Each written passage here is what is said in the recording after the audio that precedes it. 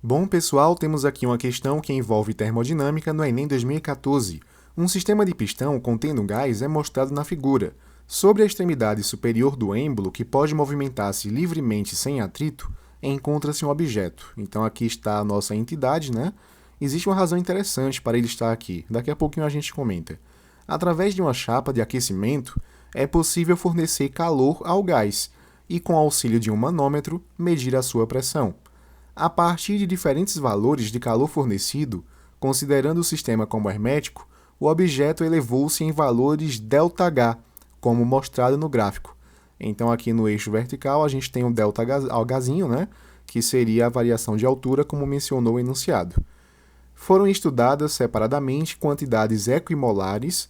Se são equimolares, o que é que significa equi? Igual, né? Então, mesma quantidade de mols de dois diferentes gases, denominados emissão e Vzão.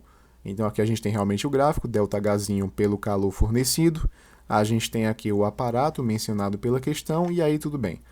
Aí vê só, a diferença no comportamento dos gases no experimento decorre do fato de o gás emissão em relação ao Vzão apresentar. Beleza, a gente tem algumas opções aqui, mas vamos analisar a questão, beleza?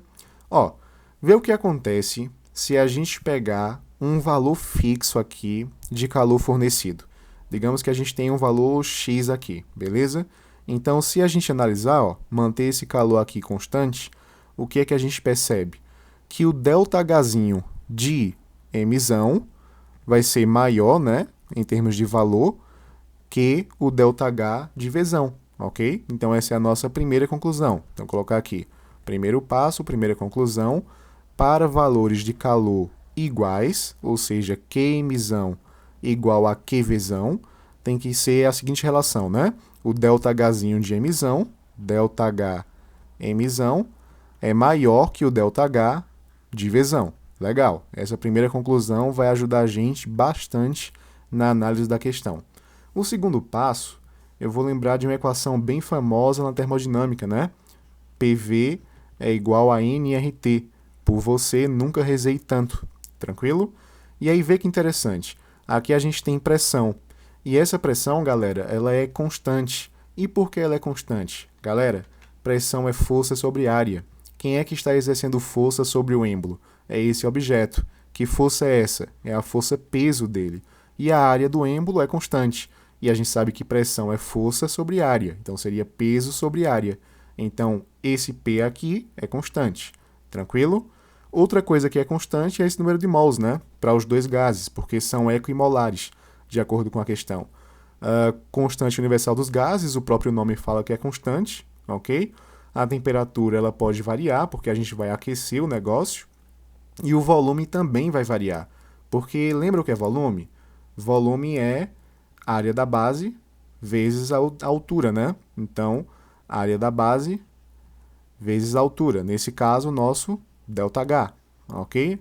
A variação dessa altura. Isso aqui tem que ser igual a nRT. Vamos isolar o ΔH, que é o que a gente quer? Então, ΔH vai ficar nRT dividido por pressão vezes área. E aí, tranquilo, lembra quais são os elementos que são constantes? O número de mol é constante, constante universal é constante, pressão é constante, a área do êmbolo também é constante. Então, tudo isso aqui é uma constante que eu vou chamar de K, tudo bem? Então, a gente ficaria com ΔH tem que ser igual a K vezes essa temperatura, ok? E aí, o que acontece? Essa variação de altura é maior para emissão. Então, a gente está falando que quando a gente aumenta esse ΔH, a gente também está aumentando a temperatura. São grandezas diretamente proporcionais, ok? É fácil entender, né? Se eu aumento isso, então eu também aumento isso aqui, beleza? Então essa é a nossa segunda conclusão. Como é que a gente vai usar essa conclusão aliada à primeira? Ora, se a gente tem que o ΔH de M é maior que o ΔH de V, então quer dizer que a temperatura para emissão ela aumentou muito mais do que para Vzão. Então, aqui a terceira conclusão é que a temperatura de emissão ela aumentou muito mais que a temperatura de vesão, ok? Essa foi a terceira conclusão. A quarta conclusão que a gente pode chegar, colocar ela aqui, ó, quarta conclusão, é a seguinte: lembre-se que calor, quantidade de calor, né, é massa vezes calor específico vezes a variação de temperatura. E aqui eu vou ser um pouquinho esperto, porque olha o que diz a letra E: menor capacidade calorífica. Essa capacidade calorífica foi a única grandeza que a gente trabalhou diretamente até agora, porque ela é o produto da massa pelo calor específico. Então, o calor, a quantidade de calor, é a capacidade calorífica vezes a variação de temperatura, certinho?